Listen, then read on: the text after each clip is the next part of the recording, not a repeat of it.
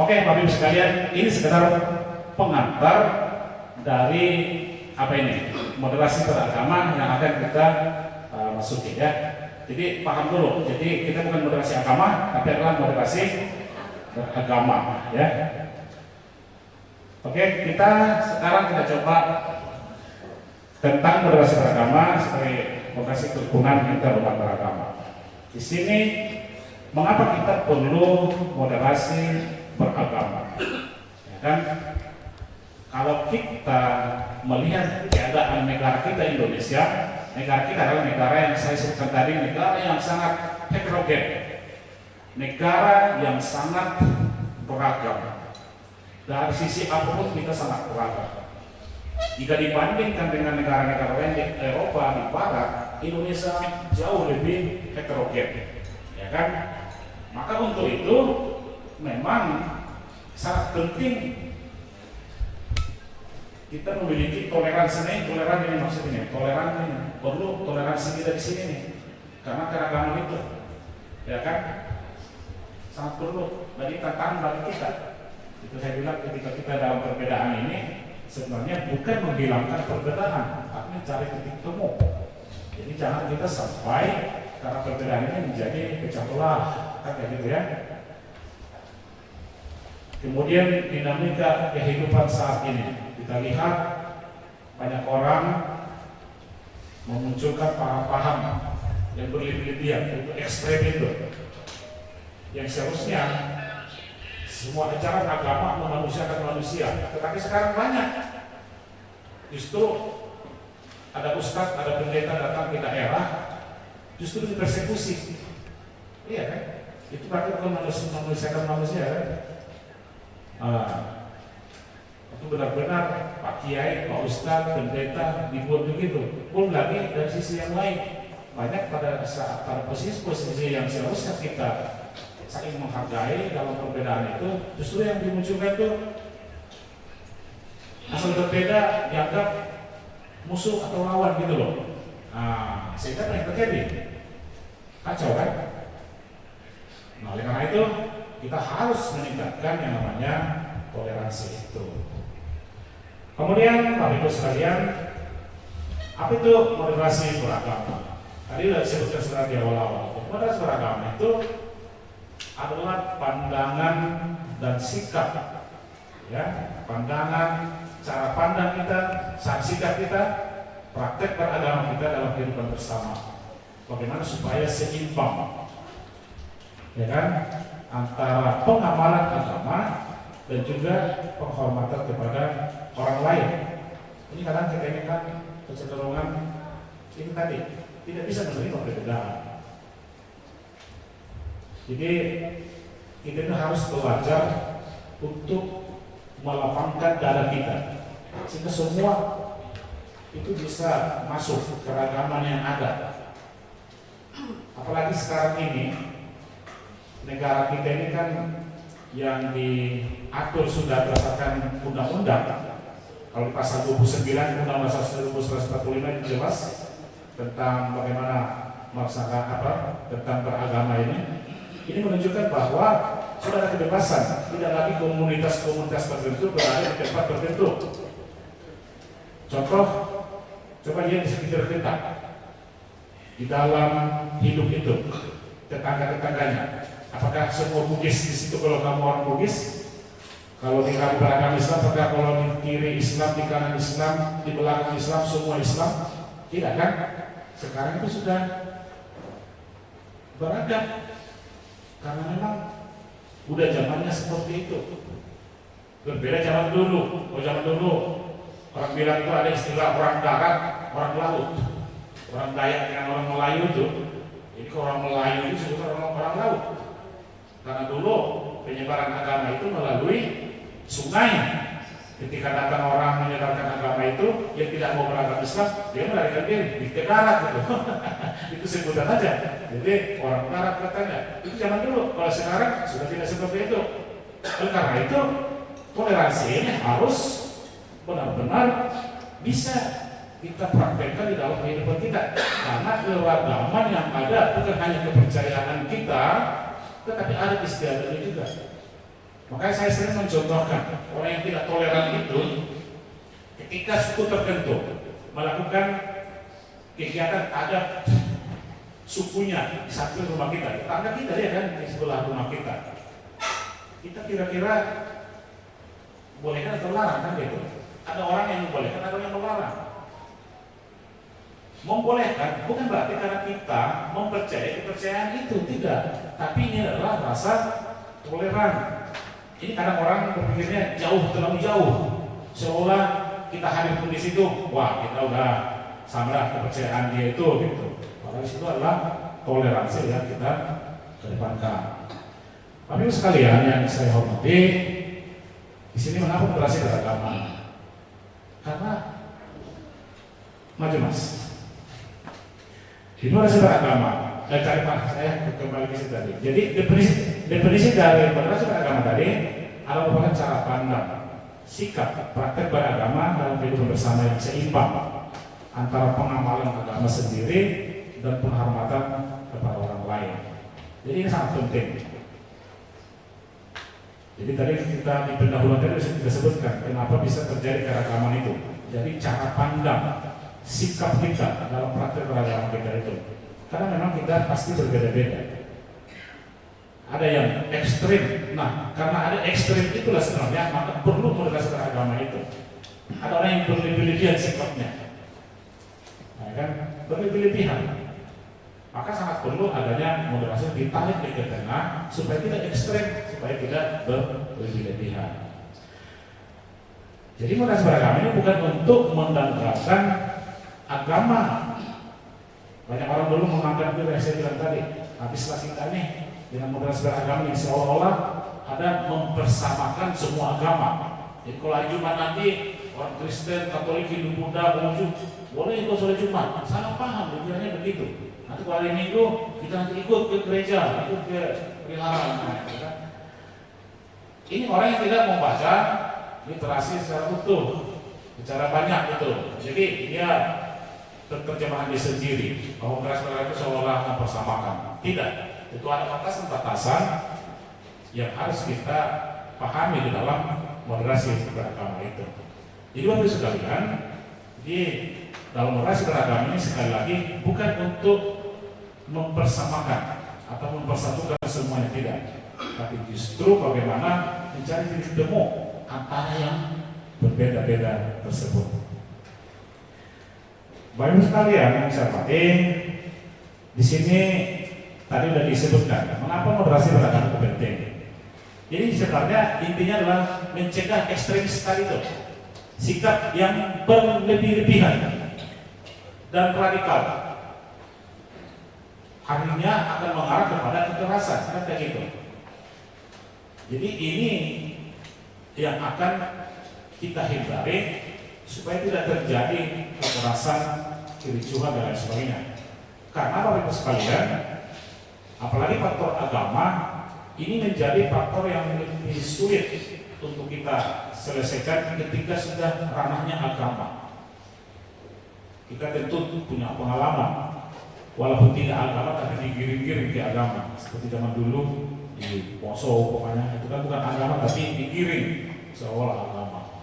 Biasanya kalau udah agama ini lebih sulit.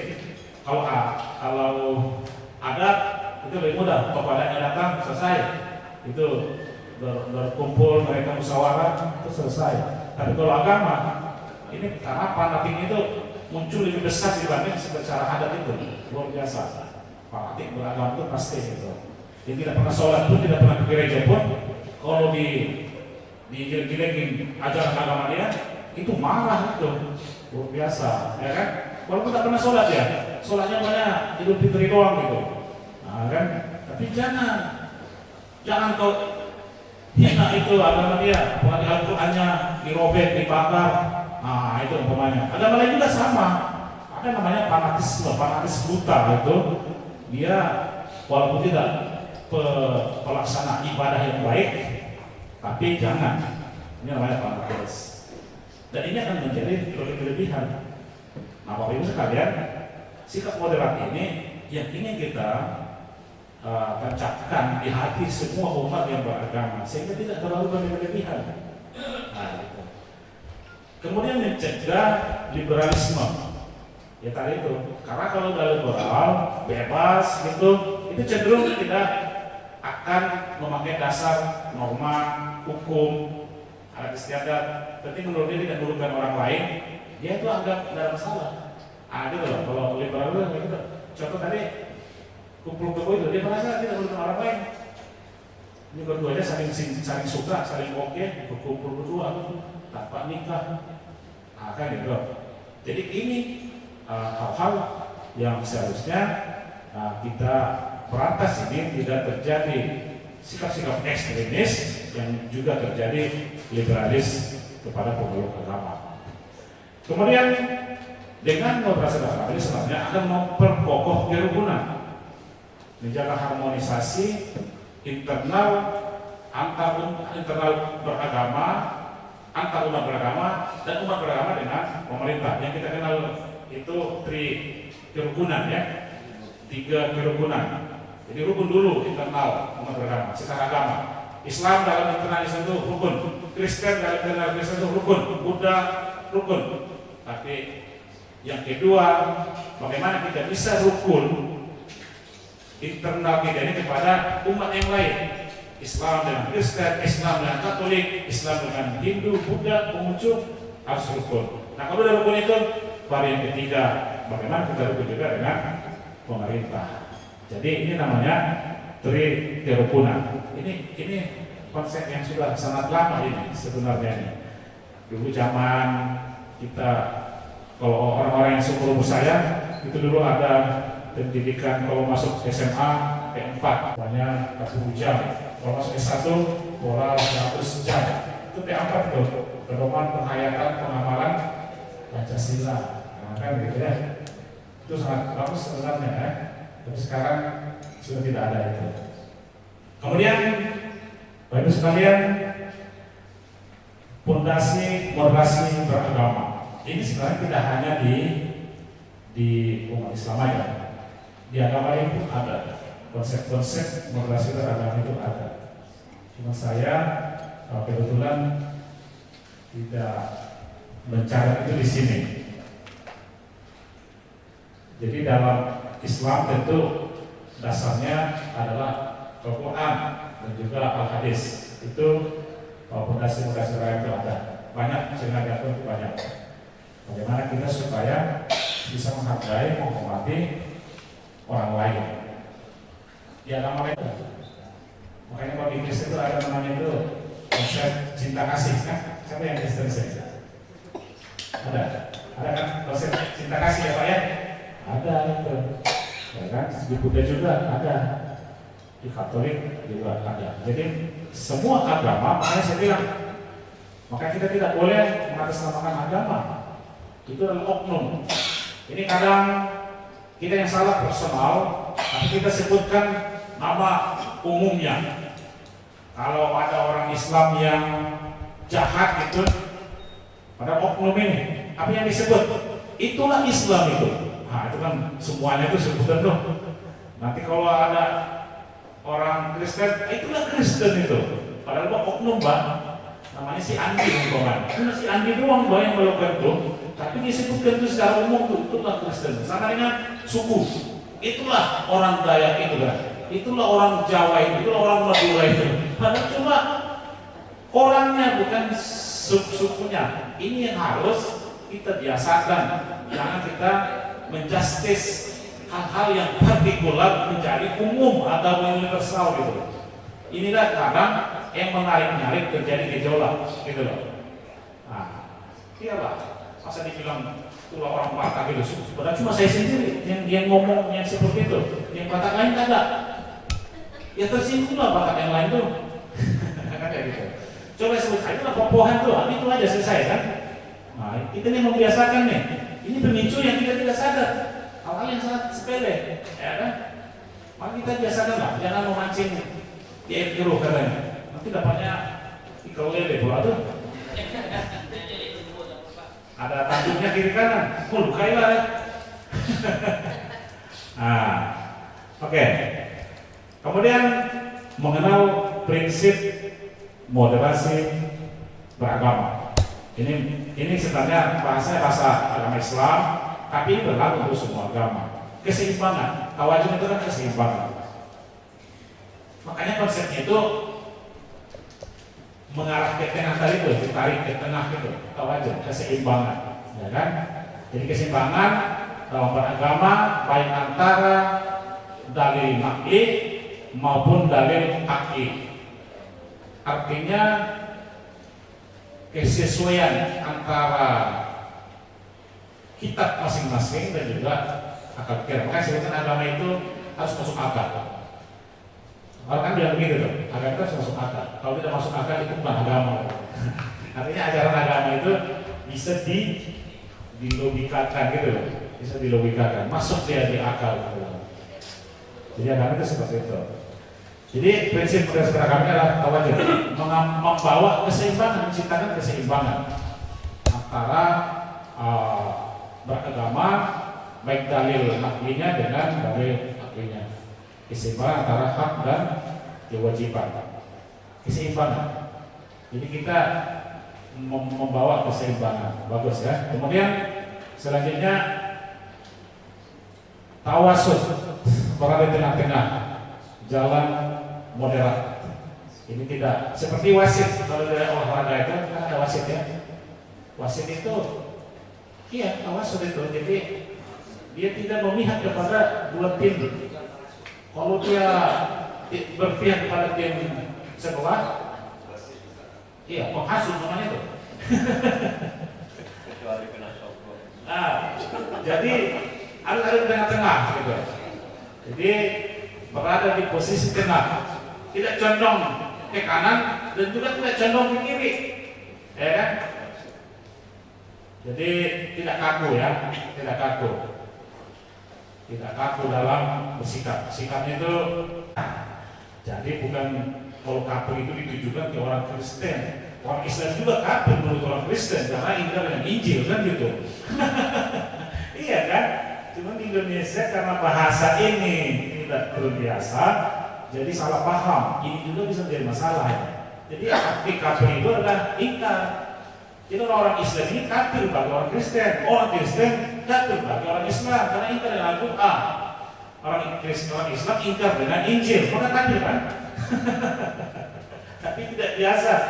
Jadi salah paham. Jadi dalam Islam itu ada yang sudah kafir mengkafirkan ketika udah tidak sesuai dengan apa yang menjadi keyakinan dia, kafir. Bahkan lebih parah lagi, Allah udah rahman kan, entah kapan yang jadi hakimnya seperti itu. Kan? Ada lagi yang bilang tidak akan masuk surga dia, kan? Jadi kata apa pula dia diangkat jadi panitia surga, kan? Jadi dia udah mengklaim bahwa yang ingin masuk surga, yang ingin masuk neraka, gitu kan? Ini bahaya kayak gini nih. Jadi padahal belum pernah ada musyawarah mengangkat dia sebagai panitia surga ataupun neraka. Jadi ini sangat berbahaya yang seperti ini. Inilah nantinya yang akan jadinya radikal itu, yang sifat-sifat yang seperti ini, jadi radikal yang seperti itu kan. Nah banyak ekstrim kanan itu kan jadi radikal itu, muaranya nanti kepada radikal. Kalau ekstrim itu liberal. Nah oleh karena itu dua-duanya tidak baik. Nah gitu. Kan? Kemudian lalu sekalian, selanjutnya prinsipnya itu iktidal, tegak lurus, tegak berdiri, lurus tegak berdiri. Ya. Di sini setiap sikap lurus, adil, konsisten, tidak memihak di dalam beragama, menegakkan keadilan meskipun terhadap diri sendiri atau kelompok lain. Ya seperti yang dilaksanakan oleh yang diteladankan oleh para pendahulu kita, pemimpin agama kita seperti Nabi Muhammad. Dulu ada hadis yang sangat terkenal itu, seandainya Fatimah mencuri sebagai putri dia sendiri, dia akan potong tangannya gitu, kan ada itu tegak lurus itu. Jadi bukan hanya di dalam Islam, di agama lain pun ada tegak berdiri lurus, sikap yang lurus itu ada, tidak hanya di Islam. Tapi di Islam bukan kita, untuk Islam kita tahu apa itu. bahwa Rasulullah sangat tegas di dalam menegakkan keadilan itu. Walaupun putrinya sendiri, bayangkan tuh, Andi Fatimah putrinya katanya kedapatan mencuri ataupun mencuri dia tahu, potong tangannya. Nah, yang keempat adalah tasamuh, toleransi. Nah, ini yang saya bilang tadi, toleransi ini hal-hal yang sifatnya parsial ataupun partikular ataupun yang purugiyah itu, ini toleransi yang akan kita depankan. Karena ini hal-hal yang bukan inti, tapi terkait dengan inti, maka kita harus konsekuen, standar kita jelas gitu. Tapi kalau masalah yang cabang-cabang yang bukan dasar, tapi justru sebaliknya, di kita ini cenderung hal-hal yang partikular ini menjadi persoalan yang pemicu sampai tidak teguran, putus hubungan keluarga hanya gara-gara persoalan yang parsial, ya kan? Makanya kita telat maju. Bahasa orang apa itu bilang, Indonesia ini mempersoalkan kunut aja, tahun berapa selesai katanya. Ada di kampus dulu gitu tuh, banyak mahasiswa ngomong kita nih terlambat maju karena kita persoalan kunut aja belum selesai katanya. Ketika orang kunut dia tidak memaham kunut lalu dianggap itu tidak benar gitu. Nah ini, jadi kita ini bapak sekalian harus memperkuat toleransi kita. Bahkan kalau saya meminta bukan hanya toleransi, tapi harus memberikan apresiasi. Biasanya kita menyampaikan apresiasi kepada orang lain. Jadi sudah toleran, menghargai, apresiasi. Berikanlah penghargaan kepada mereka. Kalau perlu puji-pujilah dia, karena memang benar. Itu kalau benar gitu. Kita kan sangat sulit memberikan apresiasi kepada orang lain. Sangat sulit kita. Apalagi berbeda. Tidak mau mengakui gitu. Kadang hanya tepuk tangan aja pun tak mau diberikan kalau udah berbeda. Kalau orang barat itu coba ya, kalau mereka memberikan apresiasi, sampai berdiri dia, lama bukan apresiasi kalau ada sesuatu. Assalamualaikum, masih senyap. 2 kali ada sepertiga, baru buatnya dalil, harus semuanya. Apalagi kalau didoakan masuk surga, semuanya itu. Ternyata semua takut masuk neraka.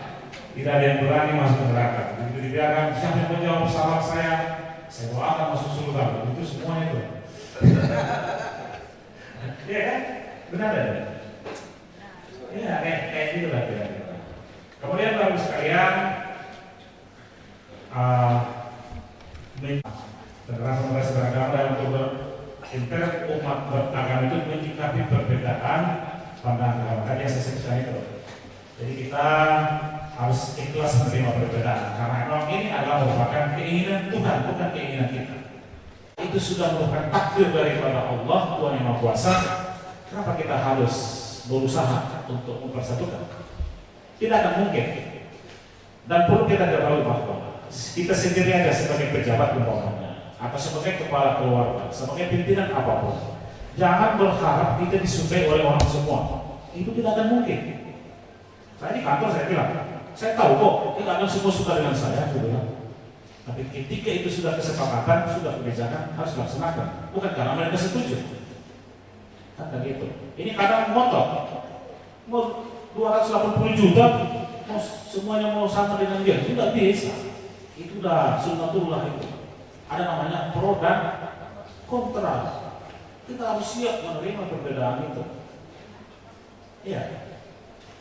Tapi ketika sudah ada kesepakatan, tidak juga ada kata-kata yang harus tetap kontra. Kalau itu kebijakan, maka laksanakan. Tapi berbeda, pasti terjadi. Ya kan? Menyangkut, apalagi menyangkut syariat ibadah masing-masing. Bagaimana kita mau sama? Tadi sudah kita jelaskan. Terjadi keragaman banyak faktor penyebabnya supaya terjadi perbedaan itu. Tingkat keilmuannya, daerahnya, ya kan? Banyak sekali. Jadi kita harus siap ikhlas menerima perbedaan itu. Karena itu adalah merupakan anugerah daripada Allah, Tuhan yang Maha Kuasa. Saya sering berkelakar menyampaikan begini. Jangan pernah membenci orang yang jelek gitu. Karena dia tidak pernah meminta dia lahir dari yang jelek, orang jelek itu. Tidak pernah itu. Orang yang ganteng, yang tampan itu juga, yang cantik itu tidak pernah dia minta itu. Karena yang request kok. Ada enggak yang WA dulu? Tolonglah Tuhan, lahirkan saya jadi orang cantik, orang yang tampan gitu. Tidak ada. Atau mintalah saya dilahirkan dari rahim putri raja, ada enggak? Tidak ada itu. Menghargai itu berarti kita menghargai penciptanya, yaitu Tuhan kan? Kalau ada yang protes dengan orang yang jelek, itu pasti yang protes dengan Tuhan. Ya kan? Betul enggak? Makanya jangan ada yang menyesal jadi orang Madura, jangan ada yang menyesal jadi orang Batak, jangan ada yang menyesal jadi orang Bugis. Sudah. Makanya kalau saya tidak pernah saya menyembunyikan suku saya, karena itu saya tidak pernah minta kok. Maka kita beranikan aja sampai terus. Iya, betul takut itu.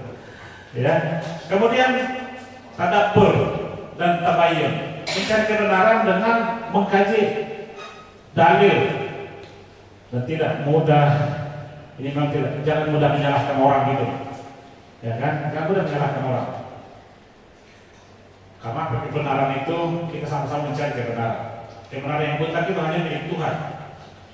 Makanya beda filosof dengan Nabi, orang menyebutkan begitu. Kalau Nabi kebenarannya adalah dia dibimbing oleh wahyu, tapi bertuhan dari bimbingan dari Tuhan. Tapi kalau filosof kebenaran juga, tapi yang diperoleh melalui pencarian. Sama-sama benar, tapi satu kebenaran hakiki, yang satunya kebenaran nisbi. Tahu nggak nisbi? Yang sifatnya sementara. Ini warnanya apa? Hitam kan? 100 tahun yang akan datang, kalau kita sekarang ini bilang putih, ini jadi putih ini. Namanya kebenaran sementara. Ini kan kesepakatan ya hitamnya. Kalau aku bilang ini putih ini, kalau semua orang bilang kau warna ini putih, putih ini, itu jadi hitam, putih, hitam jadi putih, yang putih jadi hitam bisa. Itu namanya kebenaran mistik. Kesepakatan kan? Tapi kalau dari wahyu itu namanya kebenaran mutlak ataupun hakiki ya. Ada gitu ya. Jadi sama-sama kebenaran. Maka karena itu kita jangan terlalu mudah untuk menyalahkan orang lain. Nah, kan kayak gitu. Kemudian kita harus menghindari takfir. Tidak mudah mengkafirkan sesama muslim karena perbedaan pandangan. Ya kan? Kita ini mazhab aja yang bisa jadi umat Islam ada berapa? 4 ya. Itu kan tidak sama semua. Nanti kalau Bapak Ibu berangkat haji yang muridnya muslimnya, bingung kalau mau konsisten dengan itu ya. Iya kan? Jadi jangan dibilang mereka itu tidak sah hajinya, ya kan? Yang sah itu kita aja gitu, bawaan gitu, tidak boleh gitu. Karena memang masing-masing punya pandangan yang berbeda dalam memahami ajaran itu. Oleh karena itu Bapak Ibu sekalian, di dalam menciptakan kerukunan dan merawat perdamaian itu, ini sangat dipentingkan keterlibatan kita semua. Tidak hanya yang orang kemenang atau pemerintahan saja, orang FKUG saja, tidak. Semua kita ini punya peran masing-masing sesuai dengan kemampuannya masing-masing ataupun wilayah masing-masing. Kalau dia sebagai kepala keluarga rumah tangga, ayah, dia sebagai ayah, maka dia bisa membimbing istrinya dan anak-anaknya. Udah aman gitu. Tidakkah semua yang ramai ini adalah merupakan kumpulan dari rumah tangga, dari yang kecil-kecil. Ini kan berantakan karena ada ayah-ayah yang di rumah-rumah ini yang tidak bertanggung jawab. Banyak ayah-ayah di luar sana itu yang tidak bertanggung jawab, tidak membimbing istrinya dan anaknya, sehingga mudah terpicu perpecahan, ribut.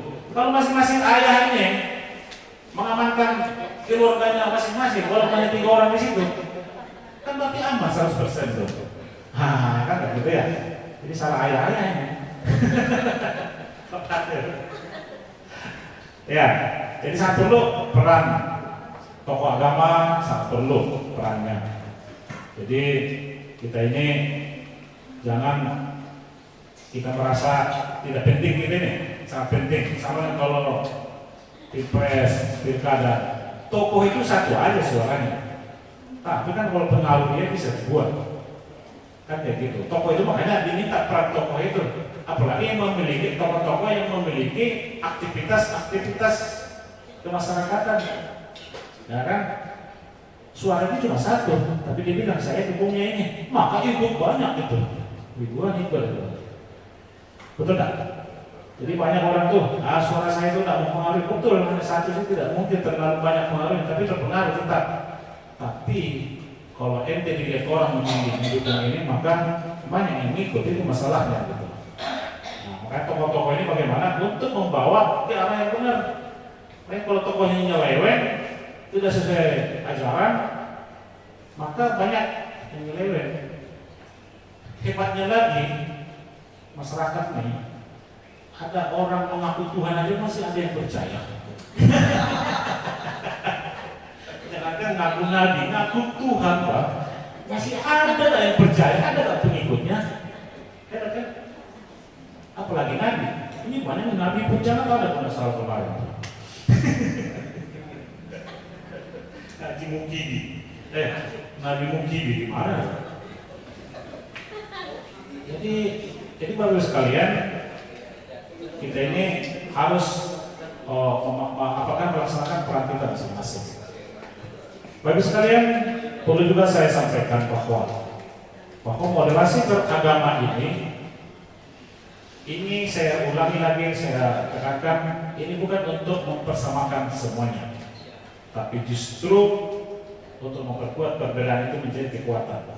Perbedaan itu menjadi kekuatan bagi kita, mencari titik temu sehingga menjadi kekuatan.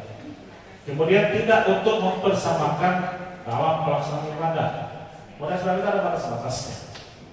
Maka kalau terkait dengan hal-hal yang ajaran inti tadi itu pun kalau tidak berlebih-lebihan, baru itu sikap moderatnya itu. Dan yang biasa kita pahami di sini nih, karena banyak orang menganggap bahwa moderasi ini akan menghancurkan dan lain sebagainya, sebenarnya tidak ya. Dan juga perlu juga kita lakukan sebagai tokoh bahwa moderasi itu harus disampaikan kepada komunitas kita, disosialisasikan. Jangan suka mempersoalkan. Saya selalu bilang ini ada 4 yang menjadi kuncinya. Jadi kalau kita mau aman dan terang, ini salah satu caranya. Ini jangan terlalu suka ataupun jangan kita melakukan mempersoalkan Tuhan agama orang lain gitu loh. Mungkin Tuhan kita dalam apa itu berbeda-beda. Islam itu Allah SWT, kalau Kristen itu kayak Yesus dan lain sebagainya itu tidak perlu kita persoalkan. Jadi itu kita harus batasi diri kita. Ini kadang orang kan mempersoalkan agama orang, sibuk sekali dia mempersoalkan agama orang, ya kan? Menyibukkan diri ke situ, lebih dari 80% ke situ arahnya. Jadi yang seperti ini pasti akan menimbulkan masalah, ya kan? Kalau kita ngomong masalah benar salah, agama Islam itu melihat agama selain Islam itu salah 100%. Tapi orang Buddha, Katolik, Hindu, Buddha, Kristen juga melihat Islam itu pasti salah kalau memakai kitab masing-masing. Saya selalu bilang itu, jangan mempelajari atau menilai agama orang lain dengan kitab kita, ya kan? Gimana menilai Kristen dengan Al-Quran? Menilai Kristen lewat Al-Quran? Ya nggak ketemu dong. 100% salah kan? Islam dinilai melalui Injil, perjanjian baru. Mana mau ketemunya? Tidak akan ketemu. Maka tidak perlu kita mempersoalkan. Yang kedua itu kitab itu. Jangan mempersoalkan kitab orang lain. Sibuk kita membaca kitab orang lain. Kitab kita tidak kita pelajari dan kita amalkan itu. Ya kan? Sibuk gitu. Apa sih di Islam itu kok Al-Quran bahasa Arab gitu?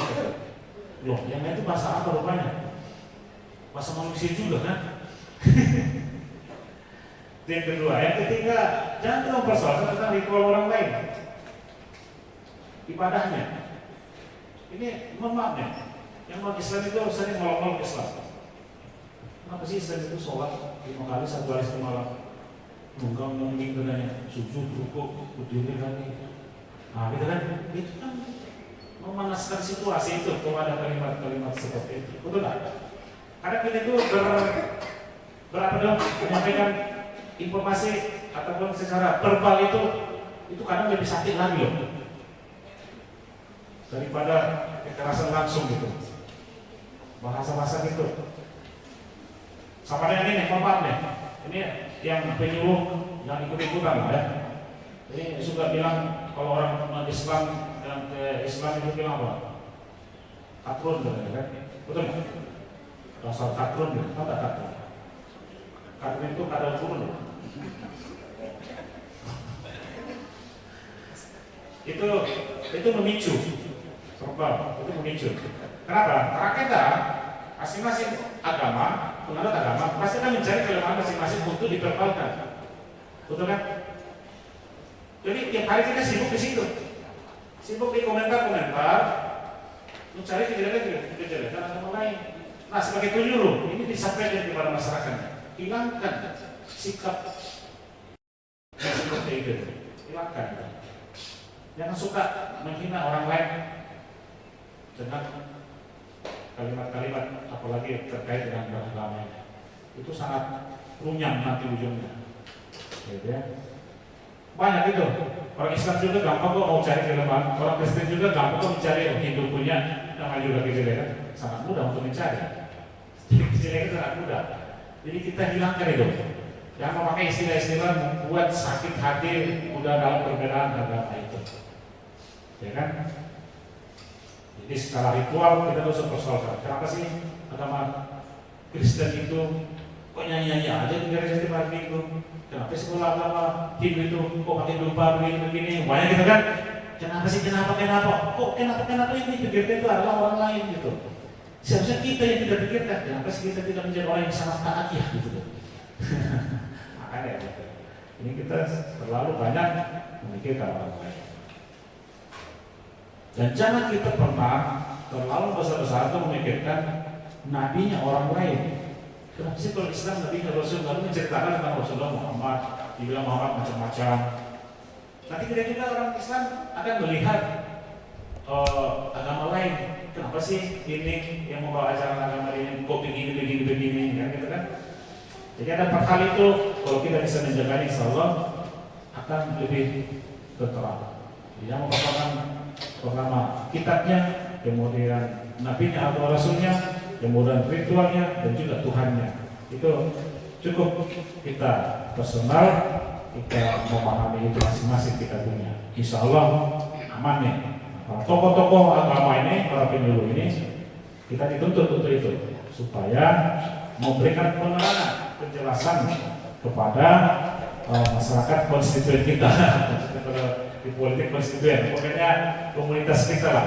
Kalau sebagai penyuluh ada apa namanya itu majlis-majlis taklimnya, pokoknya itu kita harus memberikan pencerahan yang benar kepada mereka.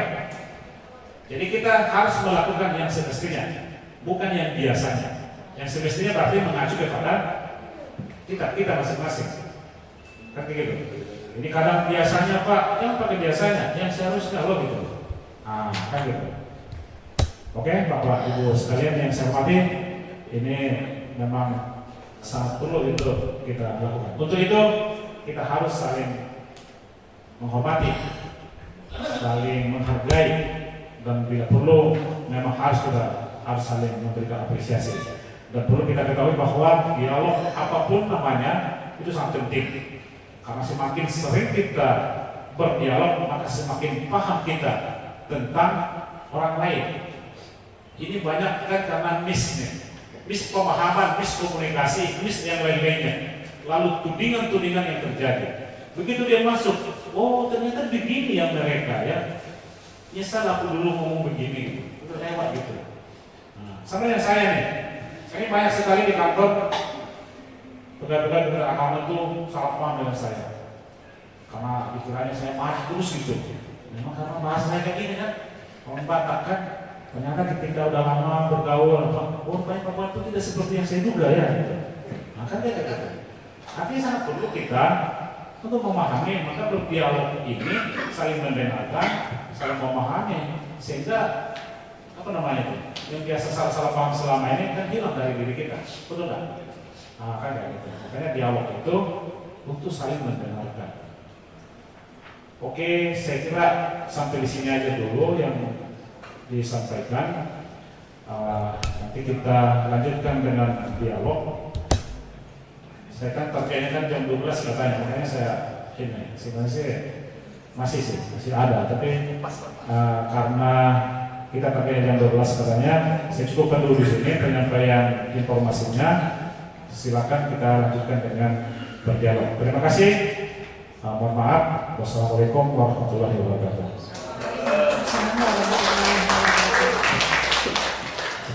Terima kasih kepada Bapak narasumber. Artinya moderasi beragama ini kalau kita sangkutkan dengan bangunan, memang harus mempunyai fondasi yang sangat kokoh ya Pak. Ketika bangunan itu sudah mempunyai fondasi yang sangat kokoh, maka bangunan itu tidak akan dapat tergoyahkan oleh apapun. Bapak Ibu sekalian masih semangat? Semangat ya? Baik, kita masuk ke sesi tanya jawab, sesi dialog, sesi menyampaikan saran. Boleh ya? Jadi apapun bentuknya, kami di sini menerima masukan, kritik, saran ataupun dialog aktif antara Bapak narasumber dengan audiens sekalian. Baik, izin Bapak saya berdiri. Kita buka sesi ini dengan sesi tanya jawab kepada Bapak Ibu audiens yang akan bertanya. Silakan tunjuk tangan dan menyebutkan nama, menyebutkan nama serta instansi atau satker masing-masing. Kita mulai dari kayaknya yang tanda dan tunjuk tangan dulu Pak Ustadz di belakang. Oke Pak, sebentar.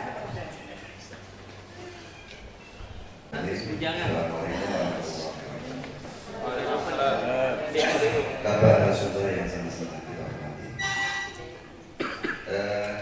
Di sini nama saya Sofwan dari Penyuluh Pendidikan Kawal-Kawal. Mungkin di sini saya banyak pertanyaan, tidak cuma satu pertanyaan. Isu moderasi agama ini sering muncul di tengah-tengah kehidupan kita. Bahkan saya lihat ini dengan isu moderasi beragama ini justru malah menimbulkan berbagai macam permasalahan. Bahkan menimbulkan konflik. Oke, konflik-konflik yang besar itu jarang terjadi, tapi justru malah memperbanyak konflik-konflik kecil.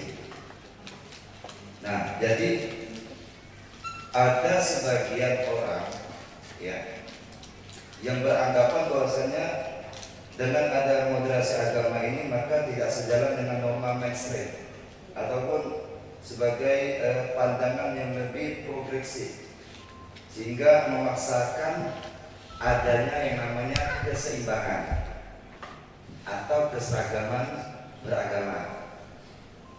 Jadi apakah moderasi agama ini sebagai solusi atau tantangan khusus sehingga kita harus melakukan sesuatu? Kalau sebagai solusi ya otomatis seperti di sekolahan ini ada terbuka yang namanya materi ataupun kurikulum tentang moderasi agama. Ternyata kurang sekali sangat ini. Kalau itu sebuah solusi.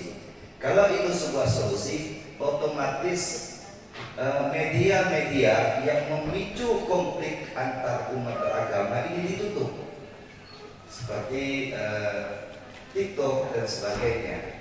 Ini kalau itu solusi.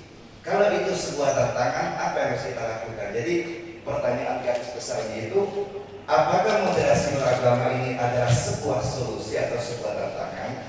Karena permasalahan-permasalahan yang ada dalam sebuah moderasi beragama ini, kalau menurut sudut pandang saya, ini kurang tepat. Kenapa? Karena bahkan menimbulkan berbagai macam paham-paham yang radikal. Yang pertama, yang kedua akan membuat sebuah intoleran antar dan intra umat beragama, dan yang ketiga ini akan menimbulkan yang sering terjadi umumnya ini politik identitas. yang mengataskan nama besarnya, tetapi mengataskan agama untuk sebuah politik identitas. Ya, terus yang keempat, ini justru lebih meminimkan pemahaman orang-orang, terutama masyarakat awam, karena kita kalau saya lihat ini sering moderasi agama ini sering terjadi sesama ustadznya saja. Jarang kita buka secara umum dengan masyarakat, contoh masyarakat Kristiani atau masyarakat Muslim. Yuk kita undang masalah-masalah itu untuk memahami apa itu moderasi beragama. Karena yang setahu saya, baik itu para suhu-suhu yang non-muslim atau suhu-suhu yang muslim, ini anggaplah suhu ya, bukan agamanya. Ini jarang sekali menerapkan moderasi agama itu kepada umat-umatnya.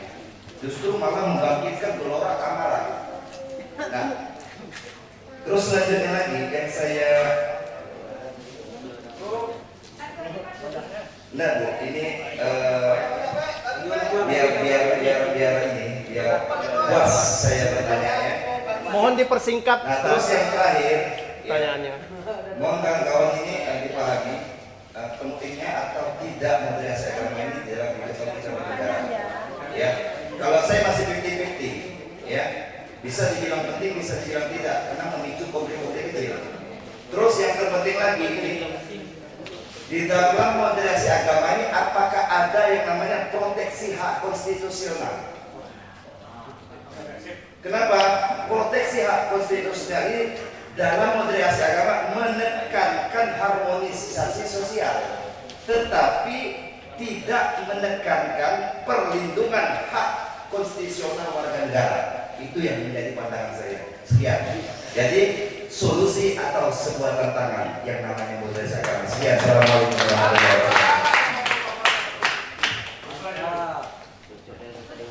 Waalaikumsalam warahmatullahi wabarakatuh. Untuk penanya kedua pada Bapak, silakan. Assalamualaikum warahmatullahi wabarakatuh. Selamat siang untuk kita semua. Mohon izin pantun Pak. Boleh.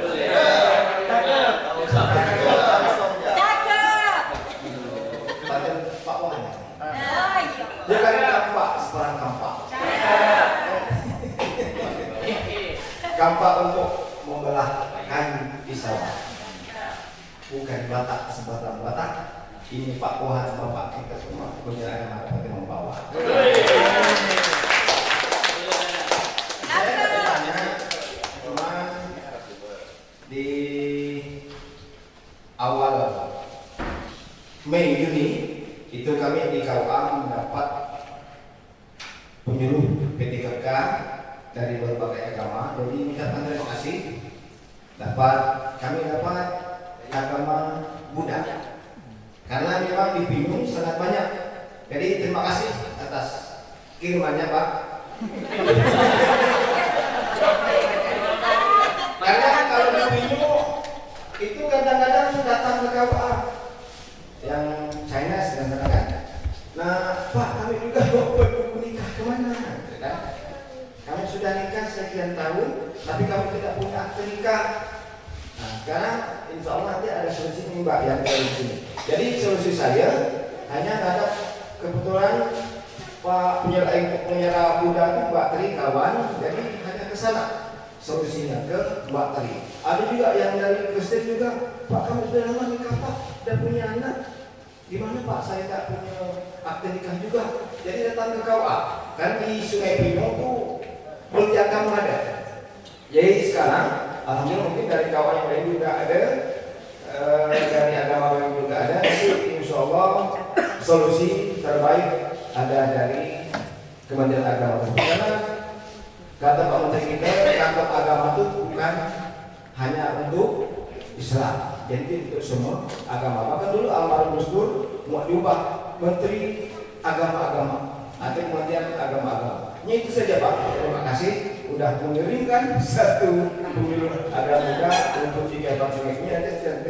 Andainya ada yang mau buat buku nikah, bahkan ada yang mau pindah keyakinan di Pinjung nih dari Buddha ke Islam, bahkan dari Islam mau ke agama Buddha. Ada dan tidak ada. Ada yang pernah terjadi. Bukan, kalau itu kan bukan kita yang nami, otomatis ada penyelenggaraan. Terima kasih. Assalamualaikum warahmatullahi wabarakatuh. Waalaikumsalam warahmatullahi wabarakatuh. Paketnya cantik Pak. Iya sih. Coba ada dari agama selain Islam dulu. Satu penanya lagi ya. Untuk yang non-Muslim, Buddha, Katolik atau Protestan, silakan. Pak Edanto. Ah, iya Kak. Paketnya Pak Watip, silakan.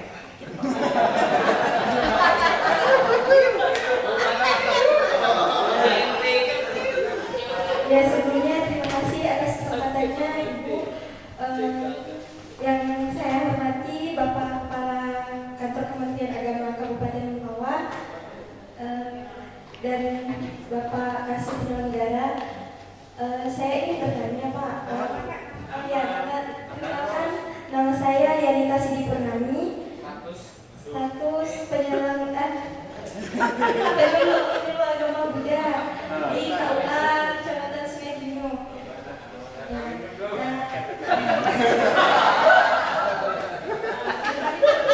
Ya baik Pak, pertanyaan saya untuk di Kalimantan Barat ini kan ada sekolah tinggi agama Kristen, agama Katolik, kemudian yang agama Islam juga ada. Namun sekolah tinggi agama Buddha itu belum ada. Jadi di Kalimantan Barat sendiri itu minim untuk guru agama Buddha. Namun di beberapa sekolah itu khususnya di Kota Pontianak ataupun di daerah lainnya murid beragama Buddha itu kurang adanya guru atau tenaga pendidik. Nah, tapi beberapa ada yang pelajaran agama itu jadinya yang murid agama Buddha ini ikut belajar agama lain. Nah seperti itu Pak. Untuk kita dari bagian Kementerian Agama sendiri yang berpedoman pada moderasi beragama, adakah yang bisa kita berikan gitu atau kontribusi yang kita berikan gitu Pak? Terima kasih Pak. Yang kedua Bu Pak Watip, ketiga Bu Yanita. Sri Utami. Iya. Ya, saya tanggapi yang pertama, karena yang kedua ini informasi ya. Yang pertama terkait dengan pertanyaan Pak Sofwan. Pak Sofwan ini sebagai penyuluh agama Islam P3K yang mulia kan ya? Oke, perlu saya sampaikan. Saya katanya, saya tadi ngomong 1 jam lebih, saya itu membahas ini sebenarnya.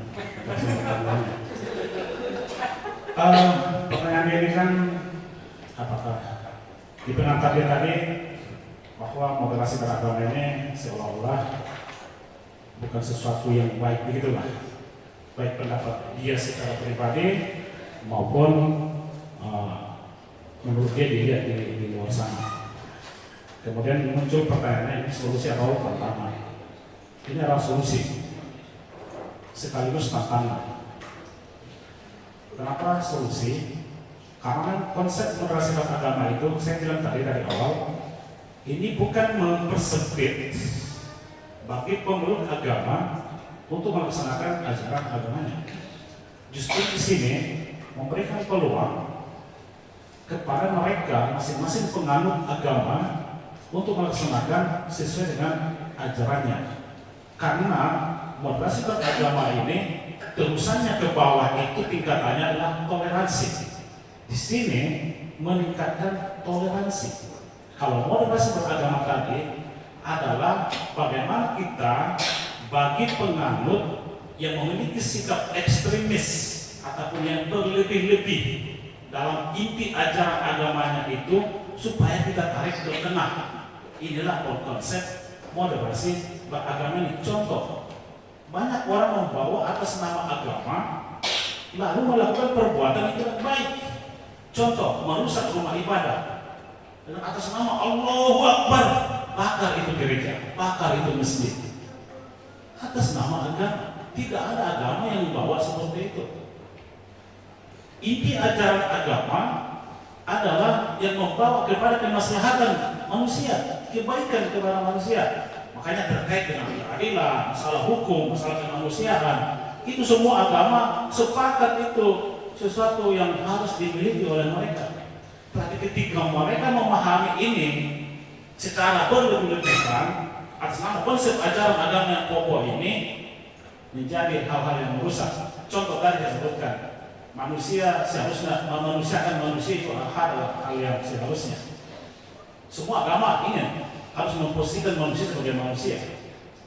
Tetapi banyak hal-hal yang terjadi bukan hanya di agama Islam, tapi di agama yang lain juga tidak menghargai manusia ini sebagai manusia. Ini berlebihan. Yang seharusnya tidak seperti itu. Yang seharusnya adalah memanusiakan manusia itu, tapi ini tidak terjadi. Inilah yang akan kita apa itu? Yang kita tarik itu supaya ke tengah gitu. Ketika dia sudah melenceng berlebihan di dalam pemahamannya, di dalam hal ajaran inti agama itu, ini adalah solusi.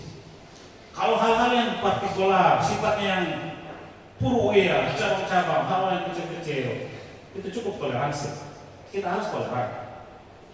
Ketika ada perbedaan dalam pelaksanaan ibadah, dalam Islam ada yang zikir, ada sholat, ada yang tidak mau zikir, itu toleran, tidak ada masalah. Dia ada yang baca kunut, ada yang tidak baca kunut. Kita toleran tentang hal itu. Termasuk tentang penetapan hari pertama puasa, penetapan hari raya Idul Fitri, penetapan hari raya Idul Adha, apa lagi? Itu harus toleran, tidak sama. Muhammadiyah hari tanggal sekian, tapi pemerintah tanggal sekian, TPU tanggal sekian. Ternyata bisa berbeda, bisa tidak sama. Kita harus toleran di situ. Ini adalah solusi. Bagaimana kita menumbuhkan rasa toleransi yang tinggi dengan konsep moderasi beragama ini? Ini tantangan, iya. Banyak orang yang tidak mau diarahkan seperti itu. Ini tantangan bagi kita. Oh, kok justru dibilang menimbulkan konflik? Dari mana sisi negatifnya moderasi beragama? Tidak secuil pun di konsep moderasi beragama itu yang negatif. Tidak ada. Berikan solusi di situ. Karena berikan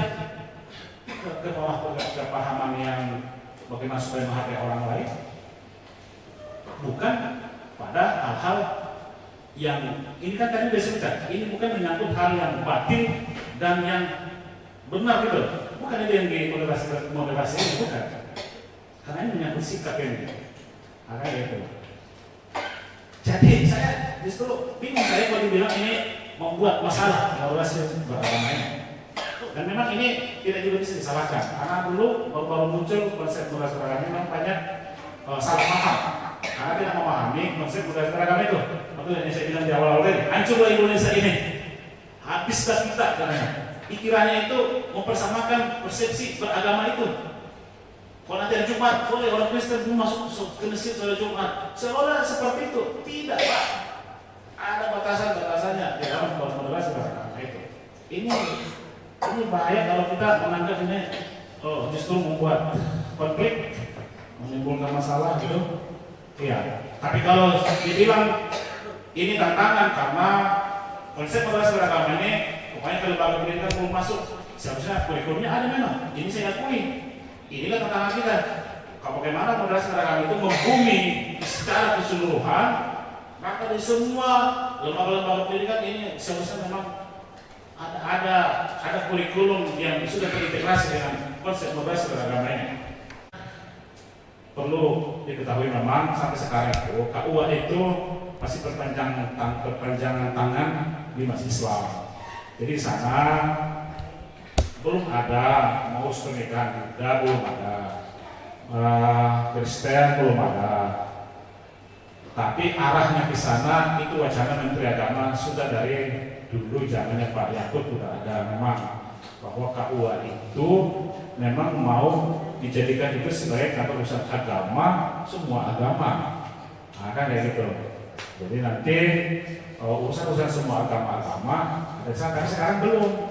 Jadi sekarang itu KUA itu masih balik nikah sebagai perpanjangan tangan dari Dimas Islam di kantor Kementerian Agama, betul ya? Tapi sekarang sudah ada sana P3K, udah itu membantu informasi karena di penyuluh hanya ngepostnya di kantor urusan agama, ya kan? Tapi secara administrasi menjadi di KUA gitu, ya Pak ya. Jangan ngajak dulu orang ke sana mau nikah, siapa yang mau nikah? Bukan, dulu. Itu dulu itu. Ya. Kemudian Bu Sri Utami, ya memang tidak semua wilayah ada sekolah tinggi agama sesuai agamanya. Itu tentunya bisa dilihat dari komunitasnya. Kalimantan Barat memang Buddha itu masih minimalis. Hindu juga masih minimal. Jadi kelayakan untuk perguruan tinggi itu mungkin memang belum. Ini tentunya sudah berdasarkan penilaian dari pimpinan, baik di level kita di Kalimantan Barat maupun di Kementerian Agama Pusat itu. Tetapi terkait dengan siswa di sekolah-sekolah agama apapun dia, sesuai dengan undang-undang itu memang berhak untuk menerima pendidikan agama sesuai dengan agamanya, sesuai dengan keyakinannya. Loh, di sana Pak cuma 2 orang, iya wajib itu kepala sekolah untuk memfasilitasi anak itu mendapatkan ajaran sesuai dengan agamanya. Jangan orang Buddha masuk belajar agama Islam. Ini kan banyak nih yang seperti itu masih ini. Di situ ada murid hanya 2 orang, 3 orang Islam, belajar agamanya agama Katolik. Selamat siang dan salam sejahtera buat kita semuanya. Pertama, saya ingin menambahkan dari penjelasan tadi, pertanyaan tadi dari Pak Watit, yang lanjutnya dengan siapa tadi? Mbak siapa Mbak? Ya, dari budaya. Jadi saya nambahkannya mohon izin, kalau pernikahan non-Islam itu untuk melegal, asas legalitasnya di catatan sipil. Jadi nanti diarahkan saja ke catatan sipil. Karena sejak berdirinya Kementerian Agama Republik Indonesia sudah adanya penawaran dari seluruh agama yang ada. Tadi benar Pak Pohan sudah mengatakan kalau di KUA itu balai nikah, bukan kantor urusan agama. Jadi khusus untuk Islam. Makanya kalau ketika kemerdekaan berdirinya Kementerian Agama Republik Indonesia, Kristiani dan yang lainnya, mereka mengambil kebijakan sendiri bahwa bagi yang nikah di luar Islam itu akan diurus oleh tokoh agamanya sendiri. Yang Kristiani ke gereja, yang Buddha ke wihara dan seterusnya. Jadi sudah pas itu semuanya. Untuk melegalkan silakan nanti arahkan ke catatan sipil. Oke? Terus selanjutnya, inilah pentingnya saya mengucapkan apresiasi dan penghargaan setinggi-tingginya pada Kepala Kantor Kementerian Agama Kabupaten Mempawah dan mana Pak Kasih Bimas Islamnya? Mana? Yang telah mengundang kita seluruh peserta dari non-Islam maupun yang Islam. Inilah waktunya tugas dari penyuluh agama untuk memberikan penjelasan tabayun dalam Islam. Apa sih sebenarnya modernisasi beragama? Jadi itu tugas kita dan tantangan kali kita Pak Pohan. Jadi untuk sampai ke masyarakat tugas dari penyuluh agama. Ini kita diundang ke sini itu. Jadi tidak ada istilahnya a priori kita. Harus kita jelaskan yang sejelas-jelasnya. Pak Pohan sudah jelas. Nah kami dari pihak FKUB, saya atas nama FKUB Pak. Nah ini ada lambangnya. Saya diutus dari FKUB, tapi alhamdulillah saya terima kasih Pak Kasih di mahasiswa mengatasnamakan saya sebagai Ketua Yayasan Lembaga Asmaul Husna yang berwenang untuk mengkoordinir Sekolah Tinggi Agama Islam Mempawah. Kami meminta, entah nanti seksi mana, agar masalah sosialisasi apa tadi? Moderasi beragama untuk masuk ke kampus. Kebetulan kami libur nih, jadi untuk dosen-dosen, kalangan akademisi dan juga untuk kalangan Dewan Mahasiswa. Jadi kami siapa untuk menerimanya, anggarannya dari mana? Saya serahkan sepenuhnya kebijakan daripada Bapak Kepala Kementerian Agama Kabupaten Mempawah. Dan kami nanti siapkan ruangan juga di sana, insya Allah. Kami siapkan ruangan, tinggal menunggu tanggal waktunya kapan. Karena penting juga adanya nanti mungkin dosen juga ada yang medikal gitu, ya saya bisa aja termasuk di lingkungan mahasiswa. Ini yang dapat saya sampaikan, kurang lebihnya mohon maaf. Assalamualaikum warahmatullahi wabarakatuh. Terhormat para Menteri Agama, Ketua Mempawah dan Ketua FKUB, hadirin penyuluh yang kami hormati. Jumpa, saya Syahruddin, penyuluh agama Islam KUA Sungai. Saya mau menyampaikan moderasi beragama ini secara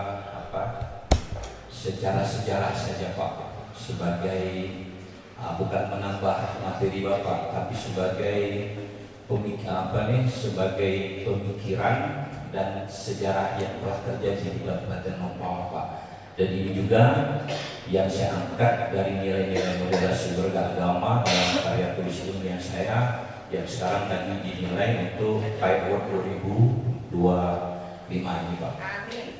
Dan mudah-mudahan bantu doanya saya bisa dapat undangan 10 besar.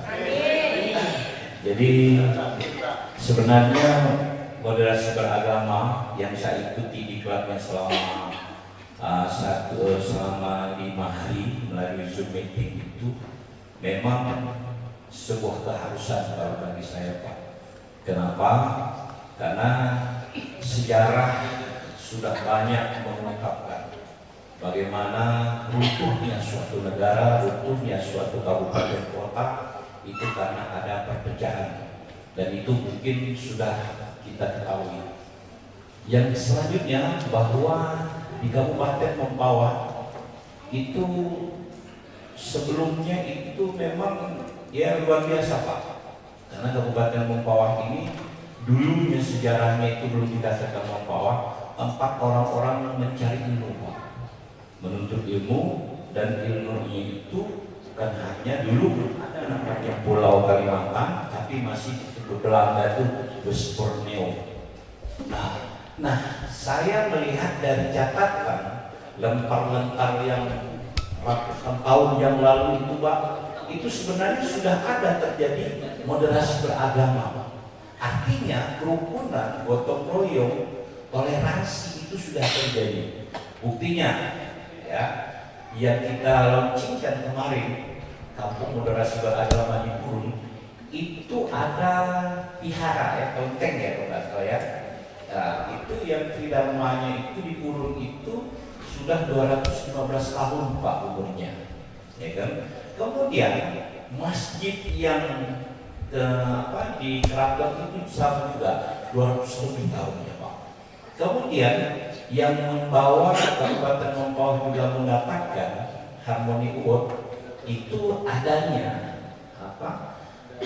kelenteng Tridharma Semudun yang berusia 107 tahunnya itu lebih tua yang di Purun, menurut informasi dari tokoh alam Pak Edi Surito yang di Mino itu, dan yang di Purun ya, yang di Purun, nah itu berjarak hanya kurang lebih 3 meter Pak, ya 3 meter kawan-kawan, itu yang berada di Desa Semudun, dan itu membawa Kabupaten Mempawah itu menjadi harmoni, mendapatkan Harmony Award dari Kementerian Agama. Nah, di moderasi beragama ini sebenarnya kalau saya pribadi menilai Sudah terjadi Pak. Jadi rekan-rekan kita sudah terjadi ini. Cuma pemimpin kita, terutama itu di Kementerian Agama, bahwa memang yang sudah disampaikan Pak Materi tadi itu ada orang yang seakan-akan dia yang pantai surga, mengkafirkan orang, ya kan, seenak-enaknya membid'ahkan dan sebagainya lah. Nah, itu. Sehingga waktu itu Lukman Hakim Syaifuddin, Menteri Agama kita sebelum ini, itu mengatakan seperti itu. Mohon dipersingkat Ustaz. Berdasarkan Masih banyak yang bertanya nih. PMA 3 tahun 2024 itulah Federasi Beragama diolehkan oleh Kementerian Agama, dan Perpres nomor 3 tahun 2024 itu juga yang membawakan kita sampaikan di Pak. Karena kalau kita bicara moderasi beragama ini, saya yakin Pak, ya, sebuah solusi sekaligus juga tantangan bagaimana kita membawa umat ini atau masyarakat ini lebih memahami kerukunan umat beragama. Sekian, Assalamualaikum warahmatullahi wabarakatuh. Terima kasih Ustaz. Untuk penanya mohon dipersingkat pertanyaannya mengenang waktu kita sudah mau memasuki acara terakhir. Baik. Silakan lo ya. Ini senior semua yang dipilih nih, aduh, senior tak mau diberi kesempatan nih.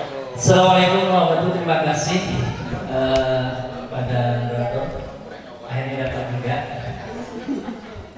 Saya singkat, yang nama Burhanuddin, penyuluh fungsional yang menunjukkan. Kalau di dalam agama kita itu ada dengan istilah lakum dinukum waliyadin dan la ikraha fiddin. Itu menurut saya sudah terlantar tuh. Nah, yang ingin saya tanyakan sesuai dengan pemahaman kita tentang moderasi beragama, bahwa yang dikatakan bahwa moderasi beragama itu kita harus saling menghormati, Pak ya, harus saling memahami tentang atau memberikan apresiasi kepada masing-masing agama. Nah, yang ingin saya tanyakan singkat Pak, kalau di tempat kita ini, ya, ini moderasinya luar biasa. Nah, bagaimana menurut pendapat Bapak tentang pelaksanaan kegiatan-kegiatan baik itu adat maupun agama yang harus melibatkan orang lain? Salah satu contoh Pak, contohnya mohon maaf, ini seharusnya dibicarakan di tingkat para tokoh-tokoh adat sebenarnya. Contoh kemarin World MTQ, contoh ya, ini contoh kasus, kan ada balala itu, dan terhambat pelaksanaan kegiatan itu dalam beberapa hari, sehingga sempat stand MTQ itu kan sempat tidak hampir terselesaikan, yang tidak selesai. Nah, satu. Yang kedua, kalau dari pihak lain, misalnya ada dari masyarakat umum yang lain pemahaman, lain keyakinan, beraktivitas saat itu, maka dikenakan sanksi oleh adat setempat. Bagaimana menurut pendapat Bapak tentang toleransi beragama, khususnya di Kabupaten Bawah ini dalam kasus tersebut? Terima kasih. Assalamualaikum warahmatullahi wabarakatuh. Akan dijawab oleh Bapak narasumber. Yang paling depan, bukan apa nanti kita tidak disoal nanti kalau kita kasih pamit ke yang paling depan. Itu silakan Bapak Sudirman. Ya, pucuk pisang pelepah pisang, pucuk labu digulai manis. Terima kasih atas kesempatan untuk ibu yang cantik yang manis. Assalamualaikum warahmatullahi wabarakatuh. Salam sejahtera bagi kita semua. Baik, terima kasih kesempatan yang telah diberikan oleh kepada Ibu Moderator. Pertanyaan saya tidak terlalu panjang, singkat-singkat saja, karena kita sudah dijelaskan dengan banyak sekali, panjang lebar. Bapak menjelaskan tentang moderasi beragama. Bahkan banyak fenomena atau kejadian-kejadian yang telah dipertanyakan oleh kawan-kawan sebelumnya. Pertanyaan saya,